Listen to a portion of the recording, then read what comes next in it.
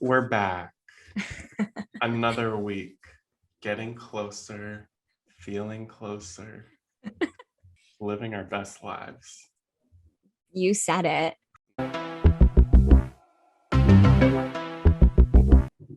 Hello, how are you? I'm good now that I've been talking to you for a little while, Yes. to be Yeah. honest. Yeah, I feel lighter is the most accurate Yeah, way I could describe yeah, it. There's a yeah. real heaviness um, that was just this range of complex, mostly negative emotions. And I Yeah, feel like they've lifted a bit, which is really nice because it's mostly just been building for days and days. So, yeah, yeah. I mean, different and similarly, on my end, there's been this buildup of anxiety the past few days, and I really needed this day to slow down. And I was really just looking forward to talking to you and having a conversation because it didn't feel like, oh, I have a million things to do. It was like, oh no, I really get to do this today to help me come back to center. So, I feel this exact same way. I kind of viewed it and categorized it in my brain as a real break and rest, which is kind of yeah, cool because yeah, I don't know. I think it's not. at Yeah, times might feel like it's work or yeah, I don't know, and it's nice to actually have a realization like, no, this is a real treat, at least yeah, for me.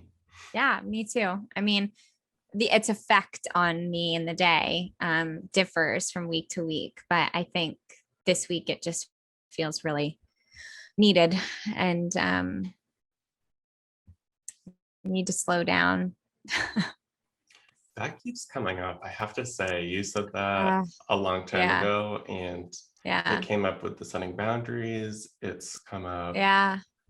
quite a bit. I wrote it down in my sketchbook again recently, and um, yeah, I've experienced it very um, intensely this week. Yeah. Yeah. Well, we'll expand on that eventually. I know. Yeah, I think, yeah, exactly. I've Yeah. vlogged about what I'm going through and vlog. So I think, I've talked about it quite a bit, and hopefully it's pretty clear that I am kind of in the middle of it. And Mhm. normally I'm pretty open, um, but I think at least with recording a more kind of formal conversation about it, Yeah. I'd like to do a little experiment in waiting and just Hmm. feeling it right now because I'm in it, and then talking about it when I'm outside of it, or maybe in a different place with it. Yeah. Well, you need to spend that time alone with it and to get clarity. And I also think that what you're saying is setting a boundary.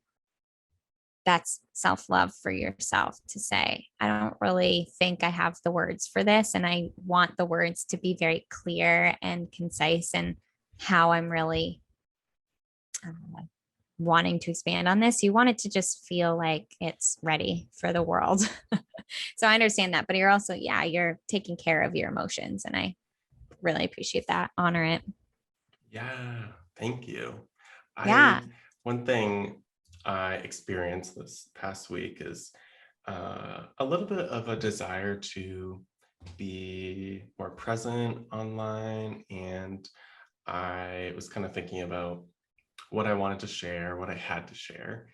And I just happened to look at this book that I designed called On Love, which is this kind of deeper investigation about this project I've been working on for a few years, well, actually many years now, about kind of exploring and investigating love and relationships in my own life, and then also asking a lot of people, friends, family, strangers, for their thoughts and feelings about love. And the book is kind of a collection of, it's pretty abstract, like these kind of relics and remnants of things and text bubbles and words. but I was looking at it again. It still holds a lot of weight for me. And I'm so proud of it. And like, how many things do we ever create in this life where we're like truly proud of it, even after an extended period of time? Uh, and yeah, I was like looking through it and it really I was just still loving it. And I wanted to share it again. I shared it one time this past January. And I think often there's an assumption that when you post something, everybody sees it. And if you post it Yeah. again, you're kind of being annoying. Yeah. And I had this realization that I was just so proven wrong. Like I posted it again, almost with this tone of, yeah, with almost with a tone of apology. Like, "Oh, I'm so Mm, sorry. I picked it up again and I wanted to share it again." I don't know if it was super obvious, but mm-mm. that's how I felt I when I didn't was, read it that way. yeah. And it was so amazing. Like there were so many people who saw the post and were so excited about it. And I was shocked. I was like, but I already shared it. And Mm, it was a huge realization that you really have to be visible as you can, and also as visible as you want to be online if you're trying to share something. And that was something that was really important to me. And I was yeah. Yeah. happily surprised at how well it was received again. And it was an encouraging kind of awakening of like, I really want to do this more. I want to share more and inspire people. And, from that, I got so many orders from the book from people who didn't even see the first post. And that Yeah. that Yeah. kind of goes to show a lot. I don't know, maybe Well, this stuff seems like common sense, but it's not. It wasn't for me.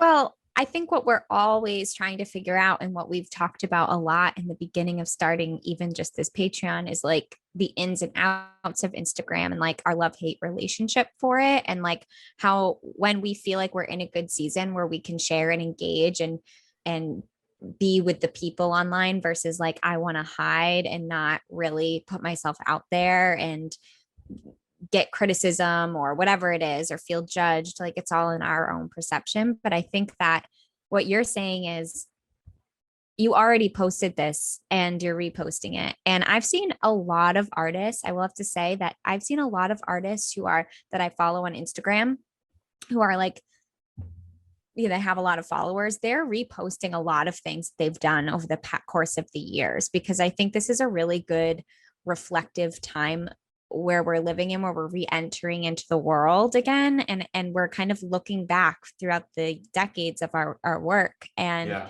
we want it to reemerge again because we've realized they're not lost. We've kind of quieted down and we're saying, oh, these things are still about our work. We don't need to come up with something fresh for Instagram every single time. Right. So when I got excited when I saw that again. And I was like, oh, I remember being in your room and like when we saw each other like in person and you were like, Yeah. I had all these memories of you being like, I just like really want to make this book. And I'm like, do it, just do it. I'm like, just like start. And you were so nervous about certain things that you were going to put in there. Do you remember that? Yeah, well, I didn't remember it until you reminded me. That's a Uh, really wonderful memory. I didn't share that with anyone. I think you were the only person that I shared the actual in process, like the spreads. I was like, yeah, you like showed me just the an idea. spreads. I showed you like empty pages. Mm-hmm. I probably am going to put this here. I don't know what to pair it with. Um, and you were just kind of taking it in this in process state. And I had no idea if I would even share it, how I would share it, if it would be I printed, if it would know. be digital. It was just something I wanted to do. So what a cool memory.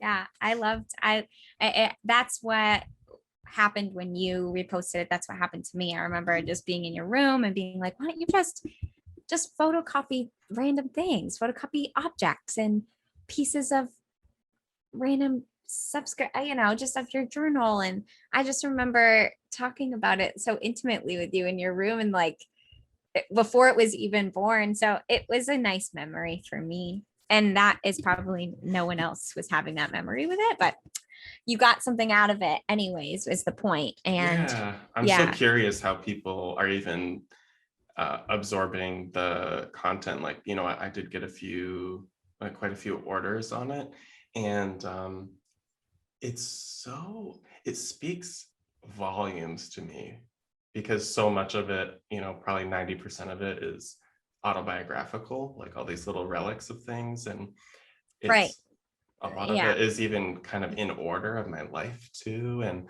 I kind of look through Yeah. and I have this very visceral reaction. And it's very, like I said, it's very abstract. So I don't spell it out. And I'm so curious how other people interpret it. And Yeah. I wonder yeah. if it's like with these things, with these kind of autobiographical moments that we tend to share and sell and make sellable goods with, like they either must, there's one of two things, right? One of them must be that they want to support you.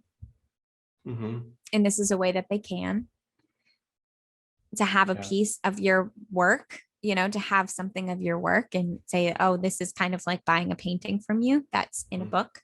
Mm-hmm. And two, they feel something similar in it, right? Like they just connect with it in their own way. And I think like with your research that you are doing, it can feel really individual to you, but it's also universal. And as you know, like what you're trying to do is engage in this like more global conversation of love and relationships. So even if these things are kind of individualized, I think the breadth of it is very big, and people are taking moments of their own experiences and putting that into the purchase.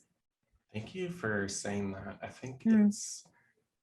I recognize all those kind of possible incentives for purchasing the book. I Mhm. know that what I want doesn't always happen, but what I really want more than anything is for people to really connect with, like you said, the bigger conversation and little bits of fabric from a ripped up t-shirt and like all Yeah. these things. Yeah. um, I really want people to connect. I really do. And I know I can't force that and not everybody will, but it's really Yeah. meaningful when it Yeah. happens.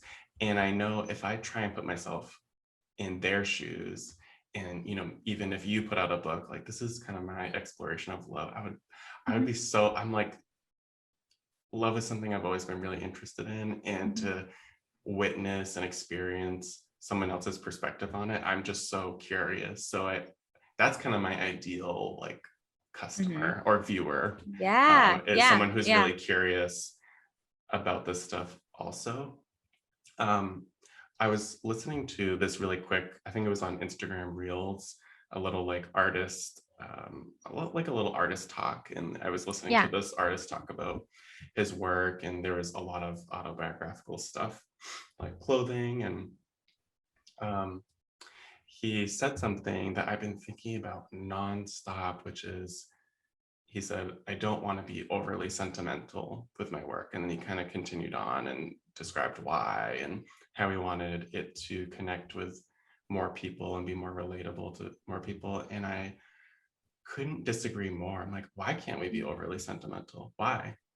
Why can't I say, like, I'm a 20 something queer Mhm. man that, like, why can't we be so specific about and overly sentimental about my lived experience? And why can't Yeah. why is Right. that so, why is that a wall?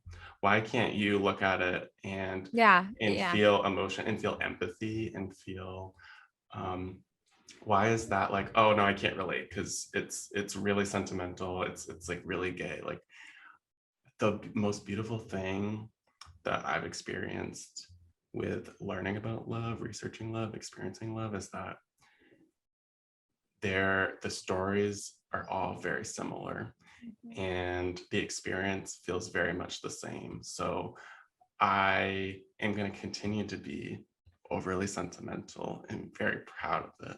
So Period. yeah. Yes, please. I'll be the first one at your show. I think there is a refreshing take on what you're saying. and it's really sad that it's refreshing because I feel like this really shouldn't be surprising anymore to show up in a sensitive way and say things the way that they really feel to you. I think, like we said last week in our last conversation, one of the questions that we were asked in the Myers-Briggs test was, do you think that the world would be a better place if people led with their feelings or practicality? Mhm. And I'm like 100% feelings. And we were both like, we need more of that. We need people to lead with that. So I think, you're staying true to that. And I really also am like inspired by it because I too get lost in the sense of like, how do I present myself? And every artist that presents themselves in their raw, true way of where they are is it's the first of all, it's the easiest and it is also relatable and it also helps me relax as an artist to Mhm. hear exactly where they are, like what how you would open up an artist statement or an artist talk. Mhm. That to me, I'm more comfortable when I hear people say the real thing. Yeah, because it is a reminder that they are human, and I Yes. love all the beauty that comes with that, and that's why I love overly sentimental everything. Yes. Like, and I Well, appreciate you bringing up the last week's conversation because it yeah, totally connects. it does. And I do want to mention someone else that we both know, Justin Durand. Hmm. Um, he came to Montserrat to give an artist statement when I was a senior in college. Hmm. And I know he's been back to the school like ever since. I think you worked with him. And the reason why he's basically one of the only ones that stick out to me in terms of artist statement or showing his work and being present with us was his realness and sensitivity to everything. It was a little jarring at first because he's very open about his experiences, but it's also Mm. the one that I remember the most. Yeah, because it made you feel Yeah, versus maybe I think. was, Like, it's the yeah, same thing about last week's conversation. Like, what am I uh, feeling versus what am I thinking? Like leading yes, with your heart over yes, your head kind of thing. yes, all of Yeah, this. I love So, that we both kind of gravitate towards that. And I feel the yeah, same way. Like the yeah. artist talk I remember the most is Steve Locke. And Oh, mostly that he one talked, too. yeah, he talked about Oh, like being Black and queer. And yes. it was so specific to his lived experience and pain and trauma and love. And Yes. um, yeah, I just loved it. Like I love that a lot. I remember another example, and I'll move on from this overly sentimental kind of conversation. Is I remember in undergrad we were kind of learning about how to write our artist statements, and it was such a almost like first grade trauma thing where like they're like, does anyone know what makes a good artist statement? And I raised my hand and I said, I don't remember the specifics of what I said, but it was Mhm. something like, I just want to feel something. I want, like, I probably shouldn't even expand more because it's not going to be accurate to what I said, but the basics was like, I want to feel something Yeah. and it could be anything. And the professor said, no. It's like, Huh. she was like, there's a time and a place for that, but what an artist statement has to be is very specific. I want to know in writing what your work looks like, what it's about, what you're exploring, and it has to be very analytical and descriptive, especially if you're applying for grants and da da da Yeah. da. And I'll never So, forget it, like all these years later, because I disagree still to this day. yeah. Um, One of the best like artist statements I've read, I mean, I've read a lot of good ones, but I think about like Jamie Hart's writing, which was essentially a poem. Yeah. And I, after reading the poem, I understood his work so with such clarity Yeah. and so vividly, like, wow, this is beautiful writing. And I get that he's describing his painting, and it was sentimental and not analytical, or descriptive in a kind of Yeah. overly edited, processed way. Yeah. And that's what I love and gravitate towards. I want to Me see weird too. scribbles and poems and tears and like Remnants of yeah. a real, true person, not someone who's maybe even hired someone to just. I mean, those ones are great too, but they scare me and they make me feel bad. Like it's almost like as long as we can just relate to one another, which is what being an artist is, Mhm. it's really not going to hit me in the same way than reading something that's like, this is my work. This is the description. And there's absolutely zero like passion about that person involved in that writing. And that's okay for them, but it's just not what I believe You want to know, is this is a a good. I am notorious for detours, but I have to take this because it came to mind and I think it's worth noting, Okay. which is I fucking love and appreciate Morgan so much. Because, do you want to know why? Nobody on planet Earth relates to me. And I love and admittedly crave some reassurance and affirmation that I'm not crazy. And I feel like most of my life has been that, like, no, shouldn't really be like that. And big and small, it just hit me like a ton of bricks. Like before we started recording, Morgan was talking about how she had a kind of similar experience on Instagram where she put together this kind of like this or that choice, like voting for upcoming print orders that she's going to make and letting, your followers choose. And I chose every single choice. I chose the one that was least with the lower percentage.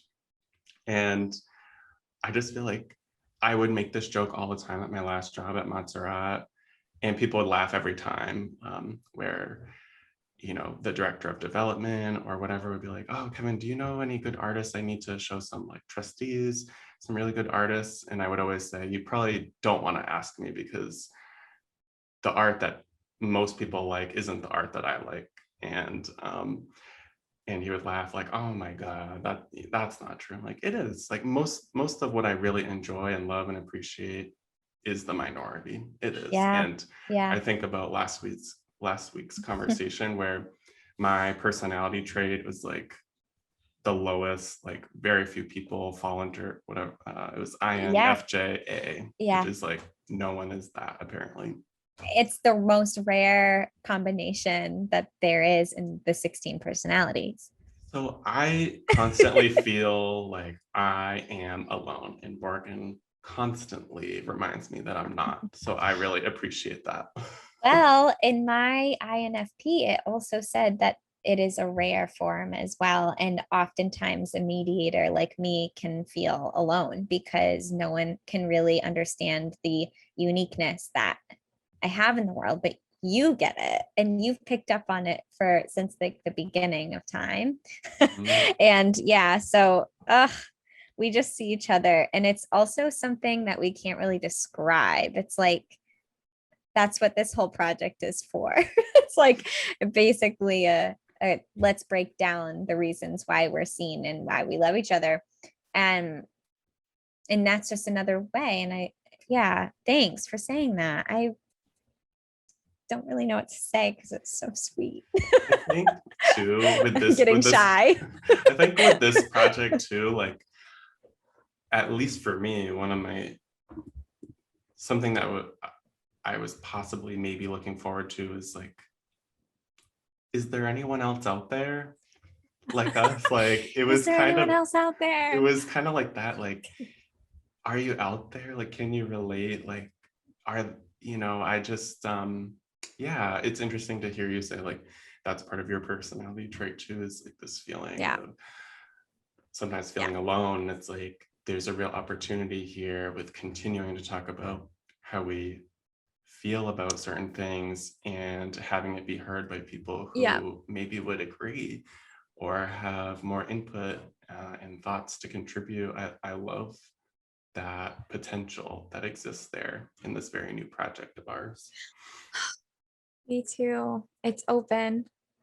And I think, and I hope that more people can engage with us and let us know what they're feeling too about this type of conversation. So really That's exciting. that's a really good segue because Yeah, I did have an idea of what I wanted to talk about.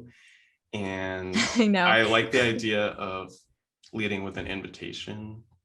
Yeah, Like, truly, if you have any input about anything we've talked yeah, about, I would love to hear it. And here is a good example.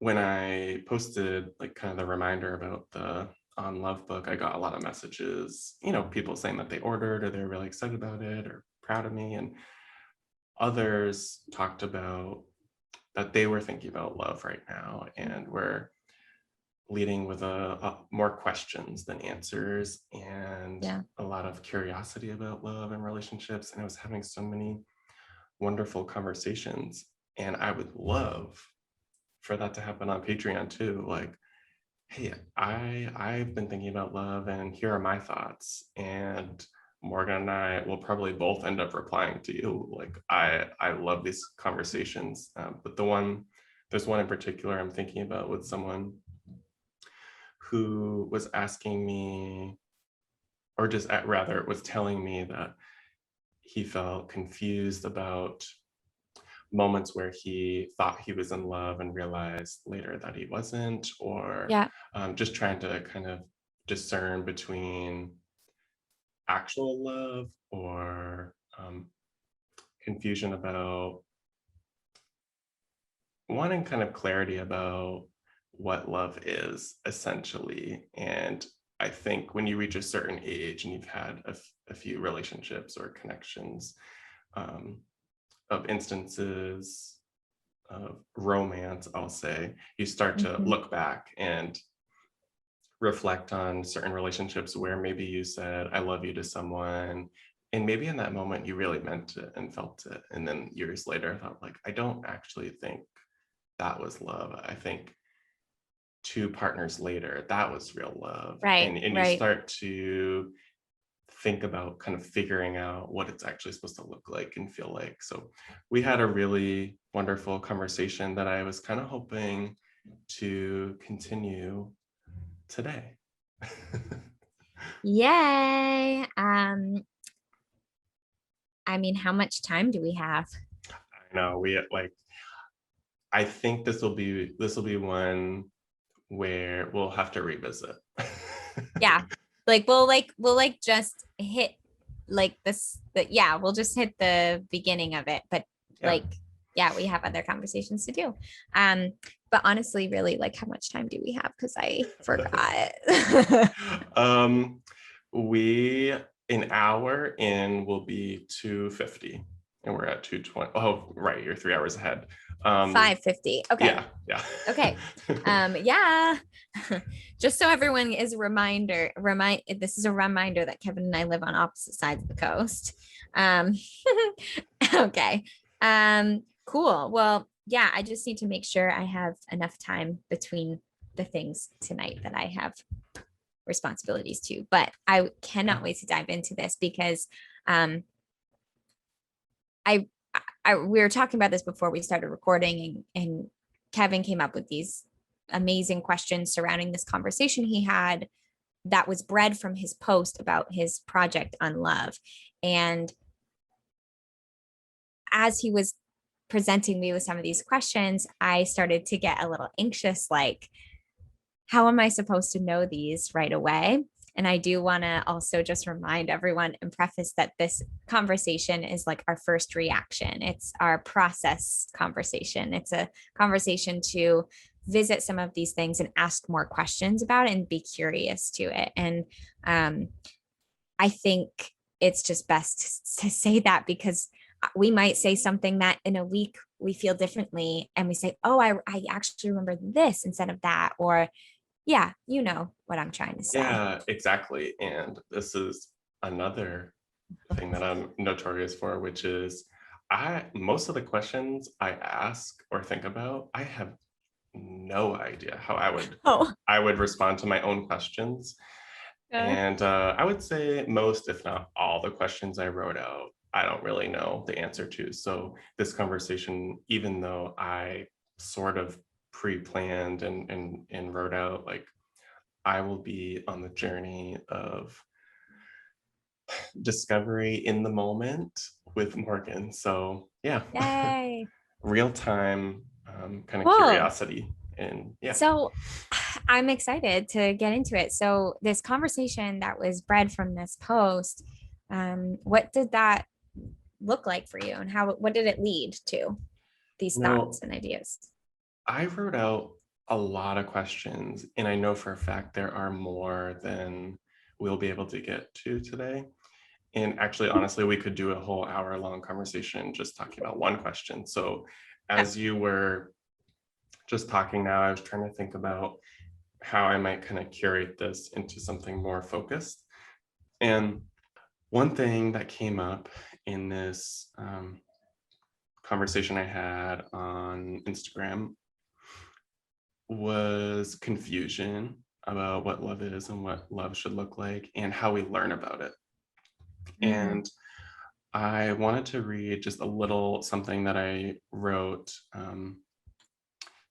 This person is saying that, they were trying to dissect previous relationships and moments where he felt like he might be in love or was confused about what love is. I responded mhm. with, I can really relate to the desire of wanting that clarity and wanting to understand those connections just in general, not even trying to discern whether it was real love or not. Um, Probably because I've always been confused about what queer love and relationships could or should be like because I was only taught about them through a heterosexual lens, many of which were abusive. So, how are we supposed to have that confidence and clarity about what love is supposed to feel like or look like without any tools, role models, or really any awareness whatsoever? So, with all of this, I think there's a way of, like I said, kind of curating this conversation into something more about learning. I want to think about how you and I learned about love Mhm. and go back more to childhood and what Yeah. we saw and how we felt about what we felt like we should experience in a Yeah. relationship, what we should want. And then I also kind of hopefully would like to end with, um, if we could go back in time, what tools would we have wanted to learn about this? Like what, and Yeah. so Like what would have been helpful to yeah, us. exactly. I just want to say one thing. Hmm. I think it's a good way to also exercise for us talking about the love part when it's obviously a lot easier for us to expand on how we didn't receive love or how we might have found love to be, like you said, like abusive or just not real good love. And so I think it's a lot easier to remember like what we're trying to undo as adults. But what I will find this to be fun to do is actually honing in on the good parts, the love that we remember. So yeah, I just that's my first thought is kind of that it's just like exercising a good part of ourselves.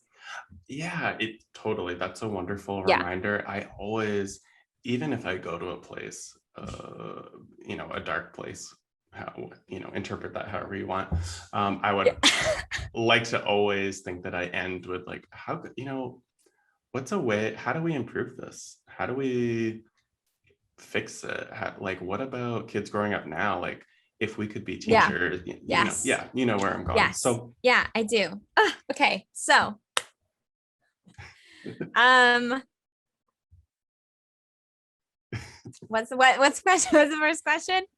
It was like what are our first? Yeah, I I like was feel curious like, if yeah. you could remember the first memory or one of the first memories of witnessing what you believe to be real romantic love. Oh, Um, romantic love. yeah, Okay. yeah. And we can Well, talk my about love just in general too. But I'm perfect. curious about yeah. Yeah, Rue is just at the door. So. Hear the rain from me? It hasn't even rained yet, which is weird.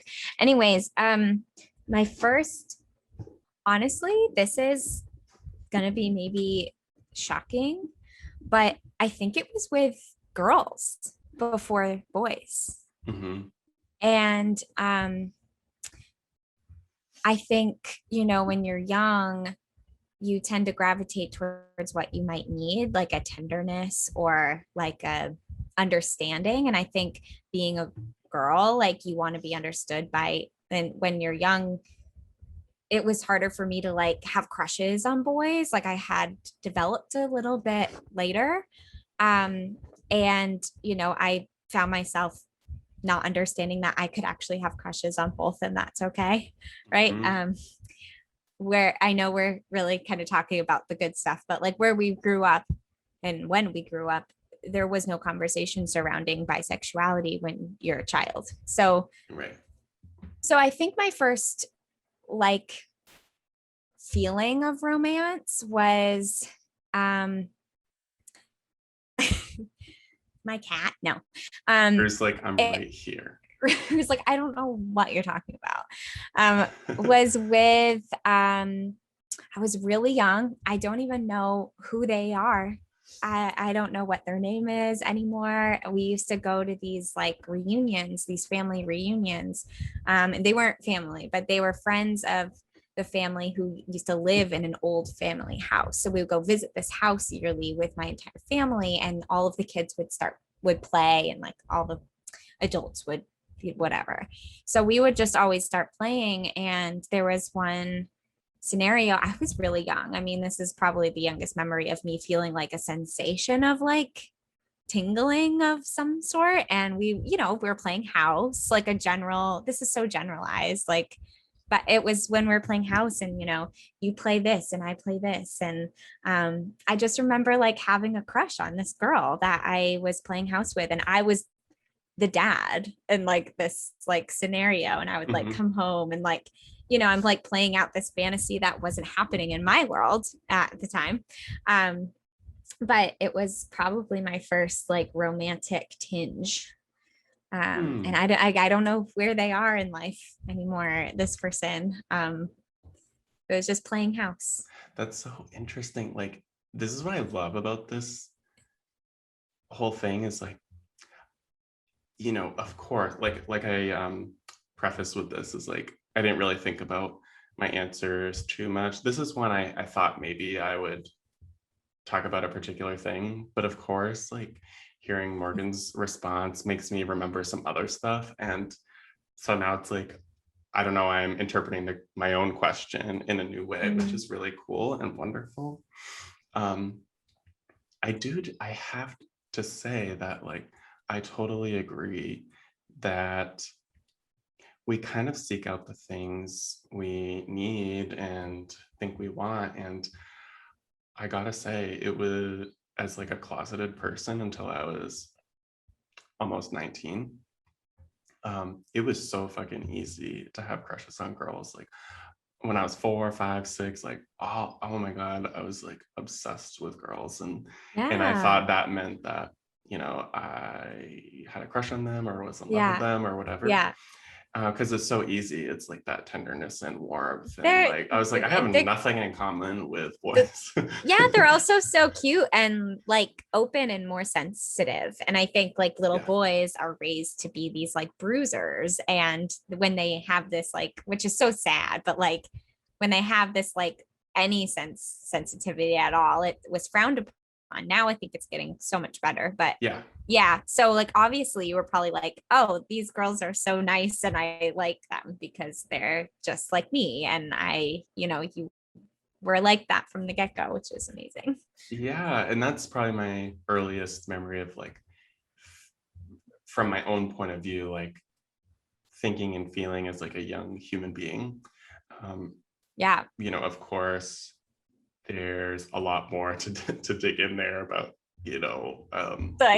the way kids are raised and me being closeted and stuff. But Yeah. when I Yeah. was thinking about this question, I was thinking about me more as a witness and like, what did I Mm. see that I believed was Mm. real love? And I kept wanting to say my parents, and I think I probably have to. Like, I think when I saw them, I thought that that's what real love was. Like, Mm. you have like a marriage and kids and the house and a commitment, like a physical Mm. commitment to be together, to Yeah. spend time together, and a commitment to raise kids together, um, so on and so forth.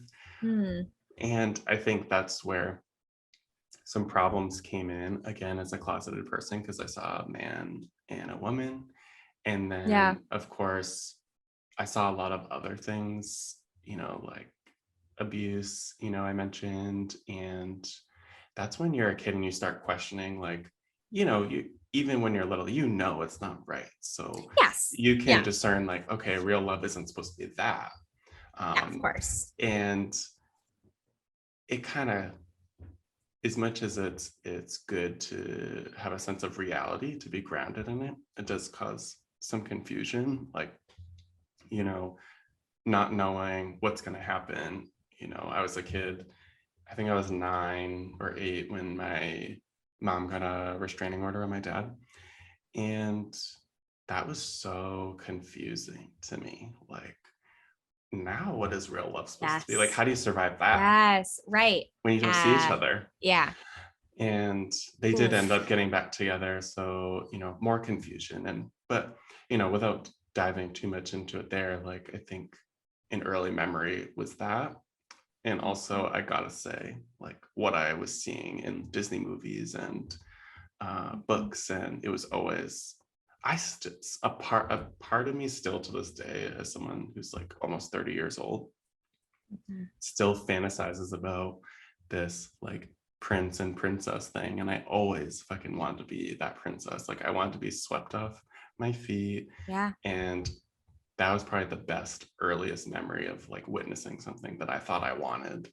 And I Yes. I always saw like that romance on Disney movies and uh, cartoons and stuff. Wow. And I Yeah. I thought that was it. And I think that's also a problem as an adult, because the expectations are a little unrealistic. Totally. Yeah. Yeah. And I I just remembered something Yeah. based on that. And I was very young. I was not even 5 yet, I'm sure. Maybe I was 5. And I remember that was like the age of Disney. I was watching Snow White, Sleeping Beauty, like on repeat. And I remember I was going to give my dad a hug and kiss goodnight. And I kissed him on the lips because I thought that's like what, a lot of young girls are confused about their relationship with their dad being like the man in their life. Yeah. And that I remember that lesson that he was like instilling in me at that time. He's like, oh no, honey, that is like not the type of relationship we have. Like someday you will have that with somebody, but that's not me, Hmm. and I just remember having that moment when I was little, like that teachable moment. My dad actually did a pretty good job with that one. Yeah. Yeah.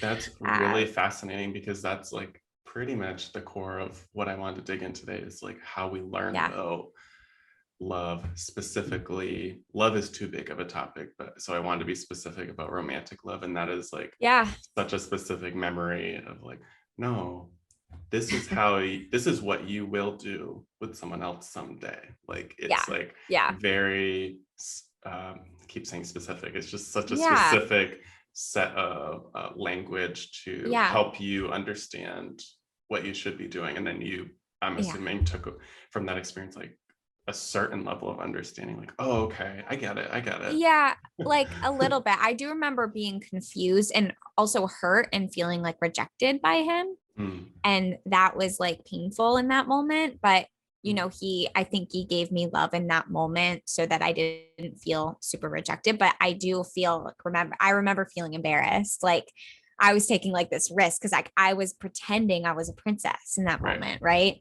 And so when you're a kid and you're like out there, it's just so like, oh, I'm like hugging that little girl right now, like, oh, you poor thing. It's okay.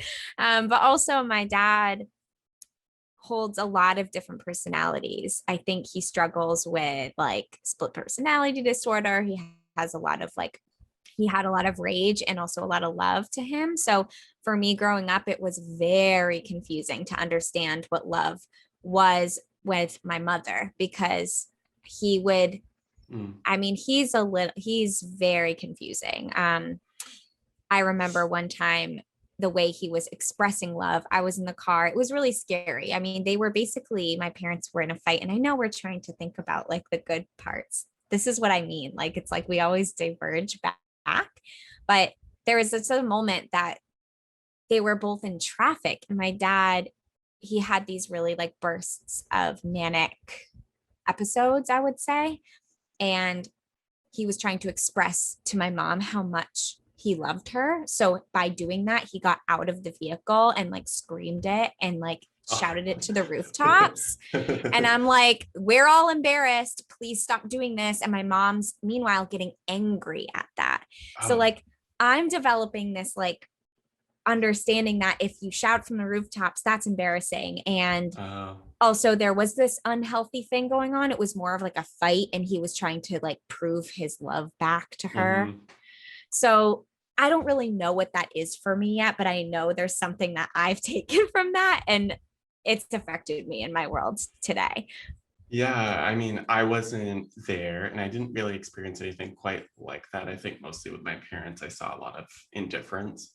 Mhm. And that story is a true story of real passion and feeling like your dad would like scream That's like very passionate. that. Yes. I, when I think about that, I think about me possibly being a kid at that age and then thinking about Disney movies and princes and Yeah. stuff. I'm like, I question whether or not I would interpret that as a good thing. Like, I want someone to scream their love Yes. and Well, devotion about me. exactly. When thinking about it now, I'm like, oh, did I think that was a romantic gesture? And at the time I Mm, didn't because I was in the car with my you mom and felt it. I felt her energy like, Mm-hmm. oh, hell no, get back in the car and stop Mm-hmm. embarrassing me kind of Yep. thing. Yep. Um, very interesting. But I did think about how like shout, when you're so in love and you're like, I want to tell everyone, I want to shout from the rooftops. And there's like all scenes in movies are like that. It's like, well, then why don't you just do it then? Why don't you just tell everyone? And it's like New York City, I love this girl. And it's like Yeah. the music and the stars and all this stuff. And it's like, I don't think I'd actually want that. But Oh my then God. that's not true. I probably would because whatever. Yeah. Uh, I am not too proud to admit that like for the majority of my life, everything that I saw in any story about love, anything I uh, wanted. I wanted the Aw. boombox. I wanted Yes. everything, everything, everything. Uh, And I will admit now, I think there is a small part of me that I have to kind of question, challenge, yeah.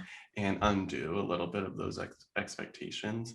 But I will admit it pops up from time to time, like this Mhm. real desire for passion, actually. Um, Yeah. and Yeah. my worst fear, I think, is indifference and kind of operating Absolutely. like Yes. it's too, oh, what am I trying to say?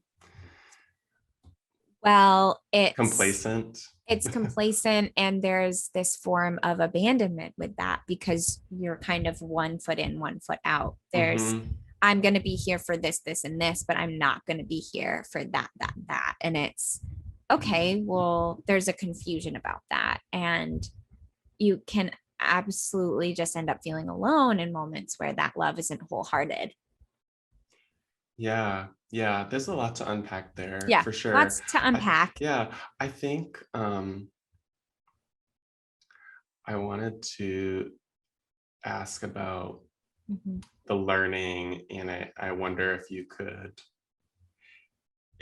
imagine a way, maybe even small gestures, maybe big Yeah. ones, maybe very specific, maybe vague, um, of how you would have preferred to learn about romantic love growing up. I would have preferred people to read my mind and then give me exactly what I wanted.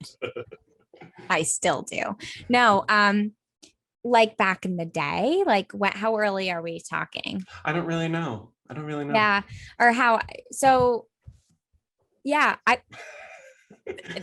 she's like, I'll tell you how I want to be loved.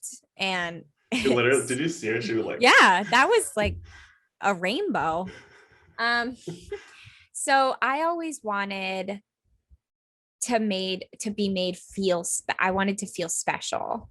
So whether that be, I think I always felt it in, I'm going to use the word traditions, birthdays. I wanted to be the center of attention. I wanted everyone to ask me what I wanted, what I preferred. And those were really the only days that I was do you hear that? okay. No. She was just purring so loud, like in the mic. Like I heard it I through wish the. I could. I wish I could have heard that. These mics are so damn good that you can't hear it. I think Wait, do you hear it? no. No. Oh my god. Okay, So that's okay. big, so much Okay, purring. sorry, that was No, that's okay. inappropriate. No, it's okay. Like I understand. Like trust me, my cat's like about to do the same. He's like looking at me.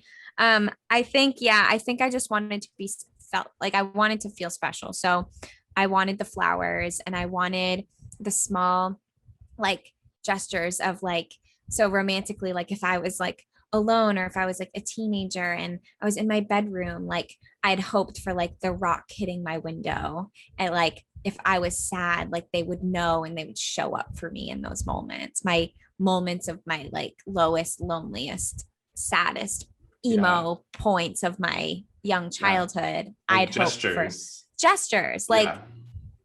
yeah, romantic gestures. Like a like I literally like the whole like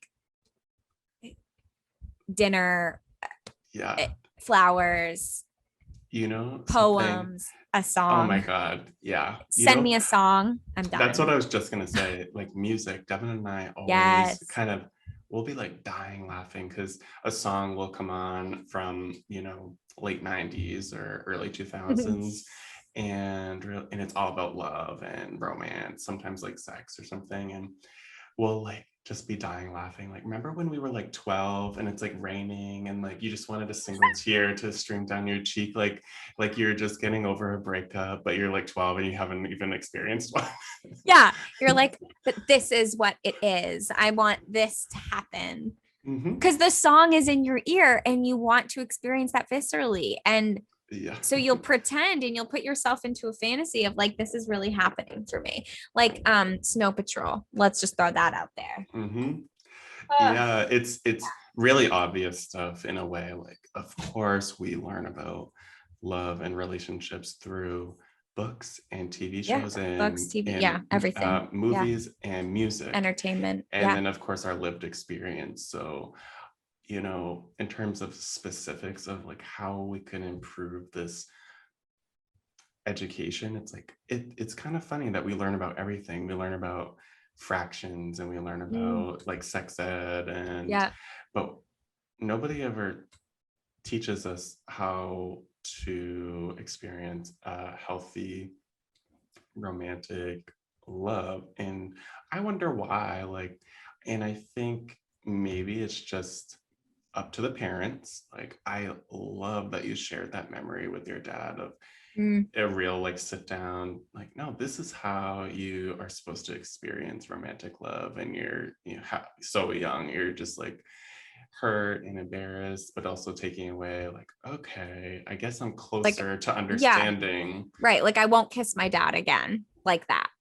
And you have like, you kind of reach like the next level, like, oh, okay, I understand it more Yeah. than I did before, I guess. Yes. Yeah. But there's no Yeah. formal education. It's just like, No. as things pop up, parents kind Yeah. of discern when inappropriate a moment is to Right. Like, tell you about it.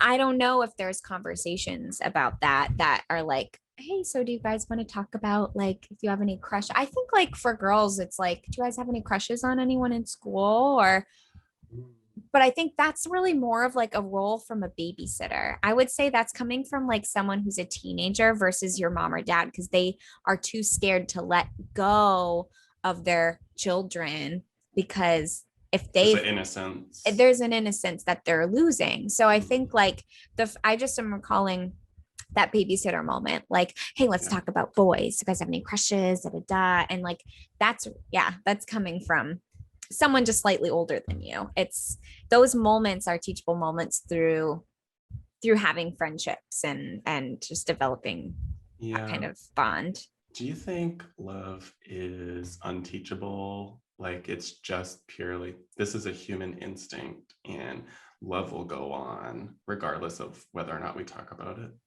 or teach it or try and teach it? Like, I guess what I'm asking is like, Mm. is it redundant to even try and teach? Like, do you think humans would like that you would Oh, discover right. Like a if there was desire for a no partner?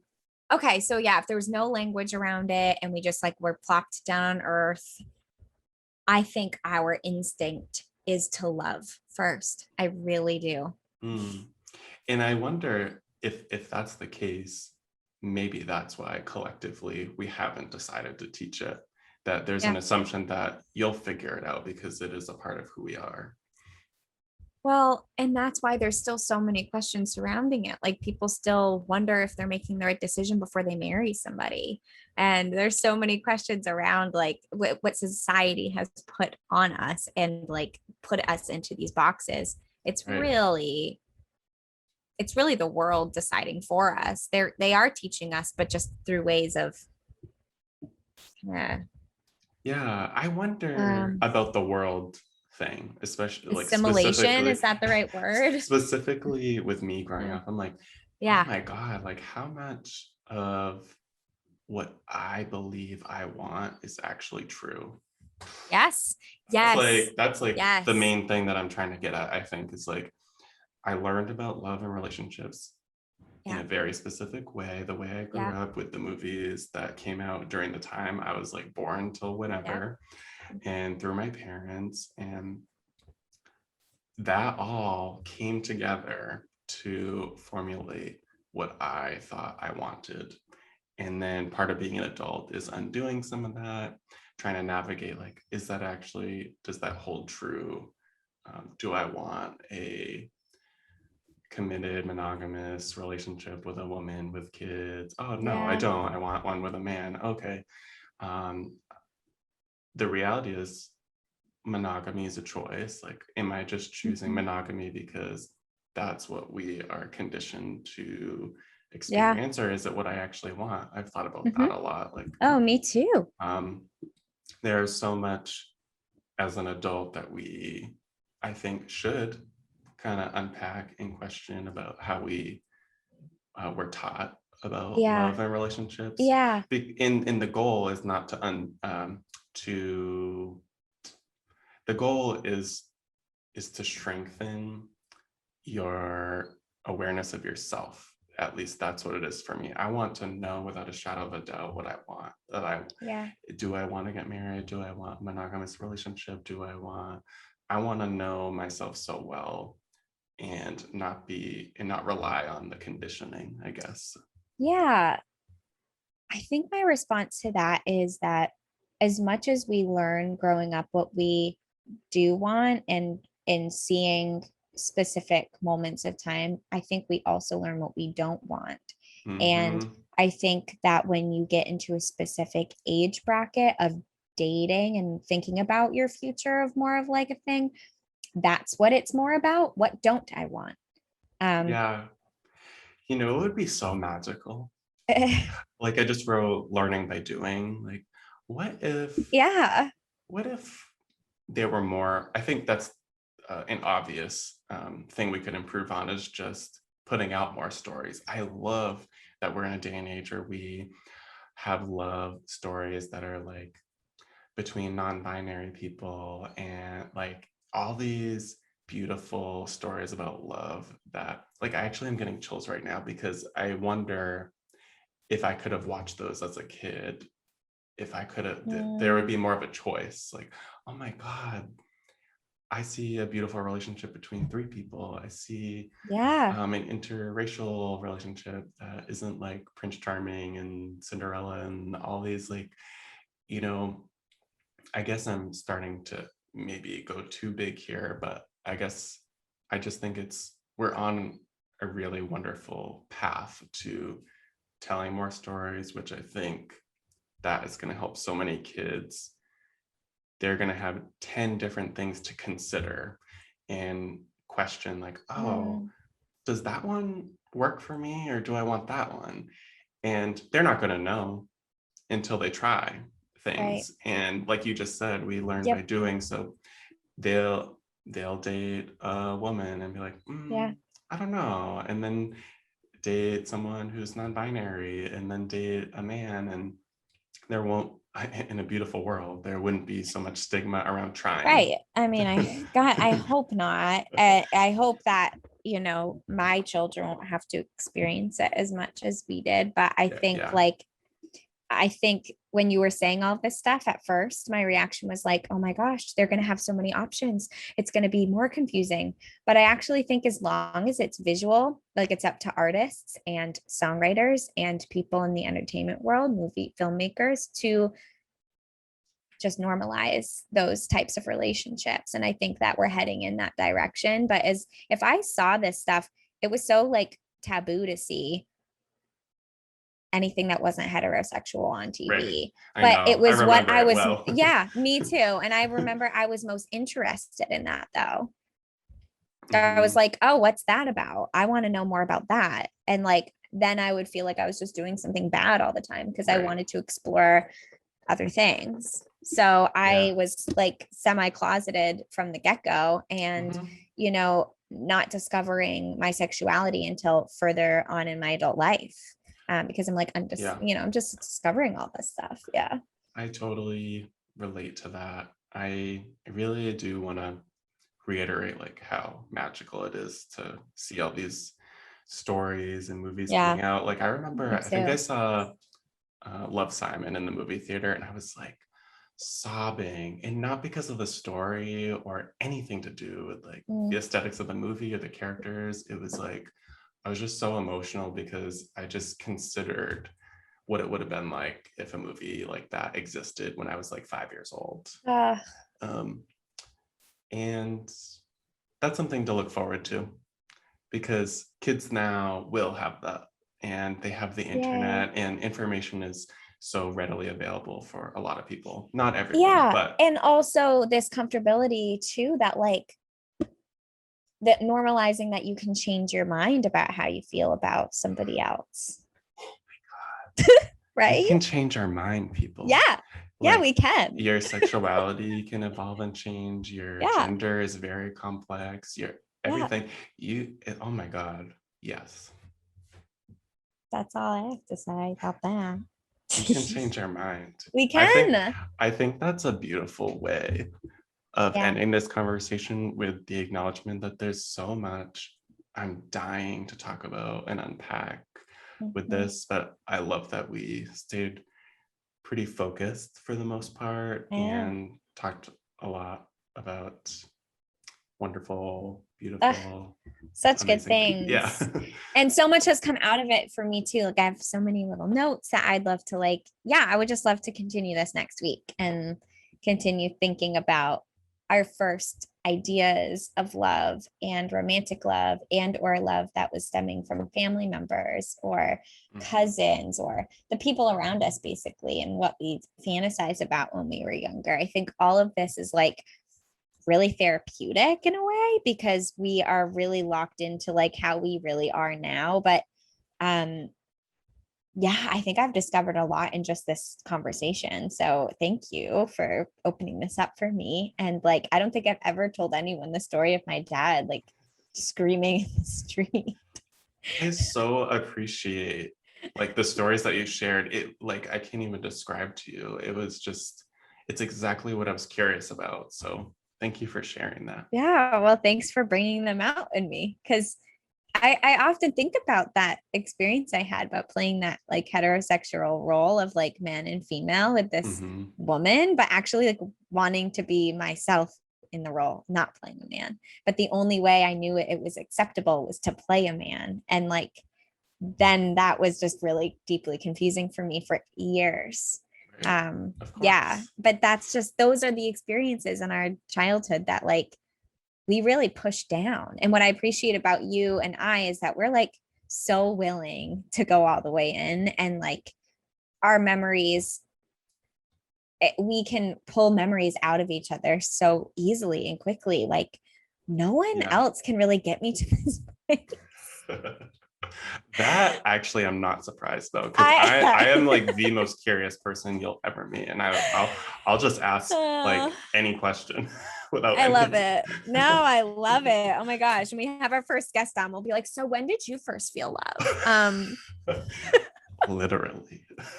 Like, did you Like, know that you were straight or gay or bi? And they're like, okay, wow, I thought this was like an artist talk. Setting, it is. bringing it back to the beginning. Oh my God, I'm like in tears laughing. It's like too true about us. Yeah, it Oh my is. God. I love it. Well, with that, I'm so excited to continue talking about this more Me next week, or too. just, in the future in general. Me too. Wednesday's This very was excited too. Wednesday's like, I feel the energy changing in the room and I'm about to be in it. Like, I need to feel it. Wednesday, she can't hear me, but it's like she knows I'm here. Well, Well, it's sad to stop, but we have I to know. because I our listeners are know. going to be like, why are they talking for so long? I know. This was actually really wonderful for that reason. Like Yeah. we do um talk a lot, even off, like not recording, like Yeah, we were we, talking for an hour before we yeah. started. Yeah. And I would say rarely, maybe this is the first time Morgan and I have ever done this, have like kind of cut it, like, nope, we wanted to talk about this for a set period of time. And I think there's something really cool about that too. So it's just an invitation for more later, like we're going to keep talking about this. Yeah, we are. And it's like we know it. So we don't really need to like exhaust the theme.